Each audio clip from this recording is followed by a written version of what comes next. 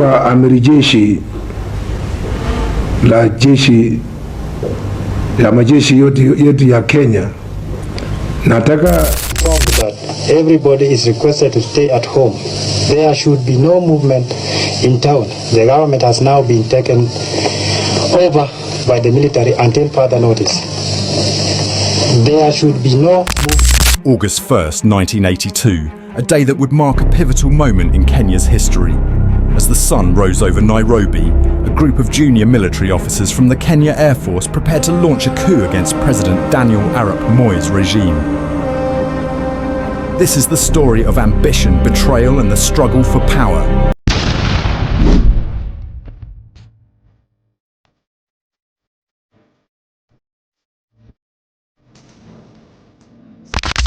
The coup was spearheaded by Senior Private Hezekiah Rabala Ochuka and Sergeant Pancras Oteo Okumu. These men were not just soldiers.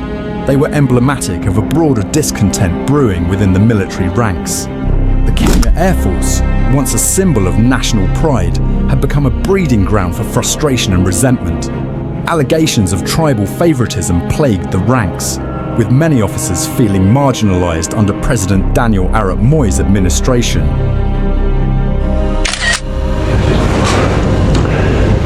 Mimi nikiwa amiri jeshi la jeshi ya majeshi yetu ya Kenya, nataka niseme kwamba yale yaliyotokea leo asubuhi kwa muda mfupi iliyoletea wananchi wasiwasi mwingi, sasa imeangamizwa na jeshi letu la nchi kavu na polisi, na nawashukuru wao sana kwa juhudi zao za kuangamiza hao maharamia ambao waliweka wananchi katika hali ya wasiwasi. Hezekiah Ochuka, born in 1976, had joined the Kenya Air Force after completing basic training at Lana Army Barracks. His rise through the ranks was marked by ambition. He was known for his charisma and ability to rally support among his peers. By 1982, he had become disillusioned with Moi's government, which he viewed as increasingly authoritarian. Alongside him was Sergeant Okumu, who shared similar frustrations and aspirations for change. Ambao walijichukulia madaraka ya kuharibu yale yote tunayotaka kufanya. Na kwa hivyo tulieni mahali popote mliko, angalieni kwamba mnafanya kazi zenu za kawaida, lakini kutoka leo saa 12 mpaka saa 1 kesho asubuhi kutakuwa kuna curfew. Yaani hakuna mtu ambaye anatembea katika mji wa Nairobi kutoka saa 12 leo jioni mpaka saa 1 kesho asubuhi. Pia Hezekiah Ochuka, born in 1976, had joined the Kenya Air Force after completing basic training at Lana Army Barracks. His rise through the ranks was marked by ambition. He was known for his charisma and ability to rally support among his peers. By 1982, he had become disillusioned with Moi's government, which he viewed as increasingly authoritarian.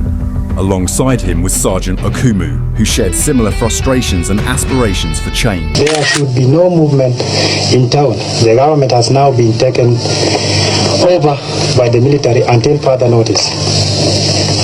There should be no movement of persons or vehicles from one place to another. The police should now assume the role of civilian until further notice. The government has been taken by a very powerful group supported by the people, wananchi wenyewe na wanajeshi wote. Kwa hivyo, wherever you are, cooperate or you blame yourself. Thank you. Voice of Kenya. In late July 1982, Ochuka held clandestine meetings with fellow airmen at a house in Umoja Estate. These gatherings were not merely social, they were strategic planning sessions for what they called the People's Redemption Council. Here, they discussed their grievances and plotted to overthrow the government. They believed they had the backing of external forces, claiming support from countries like Uganda and Tanzania. Ochuka assured his comrades that they would not act alone. He promised that neighbouring countries would send troops to assist them if necessary. He even claimed to have connections with communist nations like the Soviet Union, which he believed would provide logistical support. This bravado masked a deep-seated desperation among the plotters as they sought validation for their audacious plans, despite their fervour.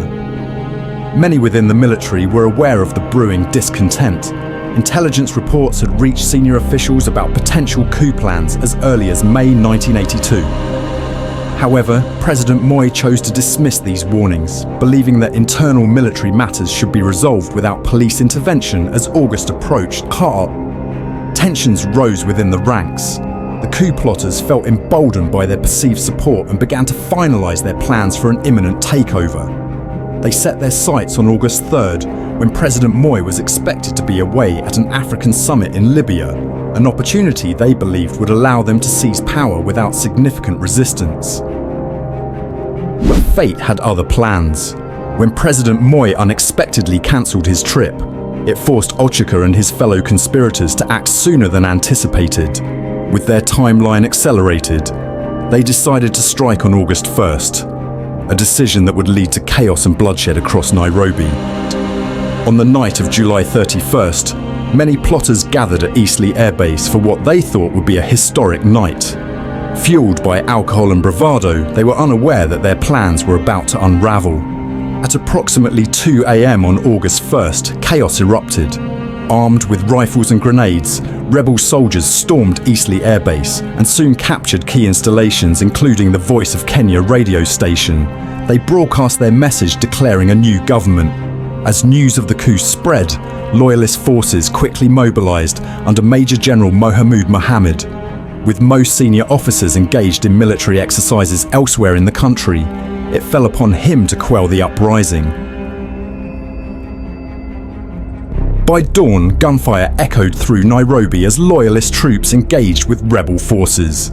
The coup attempt lasted only 6 hours but resulted in significant casualties. Estimates suggest over 240 people lost their lives during this violent confrontation. The failed coup led to widespread arrests and brutal crackdowns on dissent. Many soldiers faced long prison sentences. Others were tortured in Nyayo House's infamous torture chambers. The coup left a lasting impact on Kenyan society. Families were torn apart as fear gripped the nation. In response to the attempted coup, President Moi disbanded the Kenya Air Force and initiated a massive purge within the military ranks. Many high-ranking officers were dismissed or demoted as Moi sought to consolidate his power and prevent future insurrections. The coup attempt also had profound political ramifications. Moi used this opportunity to strengthen his grip on power, employing brutal tactics against perceived enemies. His regime became synonymous with repression and fear as dissent was swiftly silenced. The events of August 1st left an indelible mark on Kenya's political landscape. Today, Kenyans reflect on this dark chapter in their history as a reminder of the fragility of democracy and the lengths individuals will go to for power. For many Kenyans, especially those connected to the military or government at that time, August 1st remains etched in their memories. Families were torn apart as loved ones were arrested or killed during this turbulent period.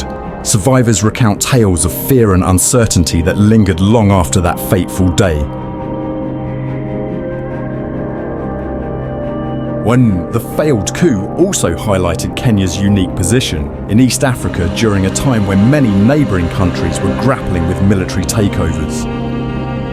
Unlike Uganda or Somalia, Kenya had maintained relative stability under civilian rule until this point, a fact that would soon change as Moi's regime tightened its grip.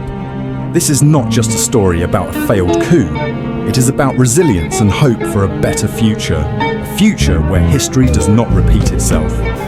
As Kenyans continue to navigate their political landscape today, they carry with them lessons learned from August 1st, 1982.